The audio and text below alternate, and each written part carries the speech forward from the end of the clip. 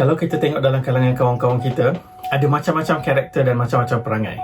Salah satu faktor terpenting yang mempengaruhi karakter dan perangai seseorang, termasuk diri kita, adalah pengalaman parenting yang kita lalui sewaktu kita membesar. Ada 4 gaya parenting yang saya nak kongsikan. Ini adalah 4 gaya yang utama dalam kajian psikologi, yang mana setiap gaya ini ada kesan kepada karakter dan juga prestasi akademik dan kerjaya bila seseorang tu dah besar. Gaya yang pertama adalah gaya authoritarian. Gaya yang highly demanding tetapi not responsive. Fokus kepada disiplin, banyak peraturan di rumah dan tidak ada penjelasan kenapa peraturan tu wujud. Kenapa kena buat benda ni, kenapa kena tinggalkan benda ni, melainkan mak ayah kata sebab mak dan ayah suruh, itu je. Dan selalunya pendapat dan perasaan anak-anak tidak didengari. Bila berlaku kesalahan ataupun peraturan dilanggar, selalunya anak-anak akan dimarahi dan dilabel dengan label-label negatif, bebal, malas, lembab dan sebagainya. Dan ramai juga yang memukul dan mengurung anak-anak. Kesannya apa? Anak-anak ni bila membesar, dia rasa self-esteem dia rendah. Dia tak berani nak cuba benda baru dan dia takut nak ambil risiko. Dia takut salah dan takut dihukum.